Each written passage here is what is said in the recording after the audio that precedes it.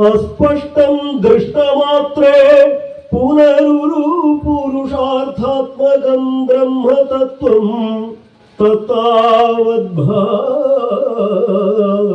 साक्षात् गुरुपवनपुरे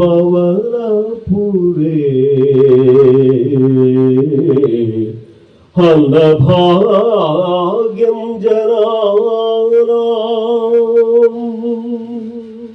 പ്രിയമുള്ളവരെ, 3 ദിവസം മുൻപാണ് ഇന്ത്യൻ യൂണിയൻ മുസ്ലിം ലീഗിൻ്റെ ആരാധ്യനായ നേതാവ് മലയാളത്തിൻ്റെ മഹിമ നിലനിർത്തുന്നതിൽ മറ്റാർക്കും വഹിക്കാനാവാത്ത പങ്ക് വഹിച്ചിട്ടുള്ള പാണക്കാട് സയ്യിദ് സാദിഖ് അലി ശിഹാബ് തങ്ങളുടെ പുണ്യകരങ്ങളിൽ നിന്നും ഞാൻ ഇന്ത്യൻ യൂണിയൻ മുസ്ലിം ലീഗിൻ്റെ അംഗത്വം ഏറ്റുവാങ്ങിയത്. അങ്ങനെ ഒരു സംഘടനയിൽ എന്തുകൊണ്ട് അംഗമാവുന്നു എന്നതാണ് എല്ലാവരുടെയും ഒട്ടും ആവശ്യമില്ലാത്ത കൗതുകം. ഒരാൾ BJPയിൽ അംഗമാകുമ്പോൾ ഇല്ലാത്ത, ഒരാൾ CPIMൽ അംഗമാകുമ്പോൾ ഇല്ലാത്ത, CPIയിൽ അംഗമാകുമ്പോൾ ഇല്ലാത്ത വളരെ കുടിലമായ ഒരു കൗതുകമാണ് വാസ്തവത്തിൽ അത്.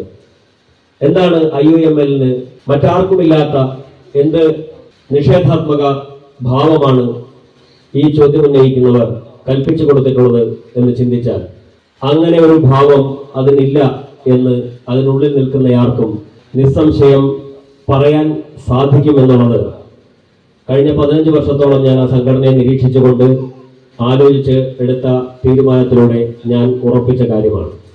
അങ്ങനെ നാട്ടുവ്യവസ്ഥകളെയോ വീട്ടുവ്യവസ്ഥകളെയോ കലയിലെ നിയതമായ വ്യവസ്ഥകളെയോ ഒന്നും അനുസരിക്കാതെ ഒറ്റയാനായി മതിച്ചു നടക്കുന്ന സമയത്താണ് ഞാൻ മഹോന്നതമായ പാരമ്പര്യമുള്ള ഒരു സംഘടനയിൽ അത്യാഗ്രഹപൂർവ്വം അംഗമാകുന്നത്.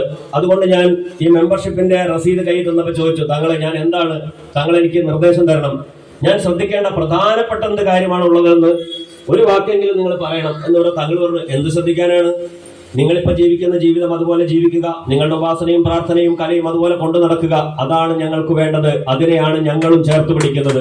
അങ്ങനെ പറയാൻ നിയന്ത്രണങ്ങളില്ലാതെ, വരുതിക്ക് നിർത്തലുകളില്ലാതെ, ഭീഷണികളില്ലാതെ അങ്ങനെ പറയാൻ ഇന്ന് കേരളത്തിൽ അവശേഷിക്കുന്ന, ഇന്ത്യയിൽ അവശേഷിക്കുന്ന ഒരേ ഒരു പ്രസ്ഥാനത്തിന്റെ പേര് കൂടിയാണ് IUML.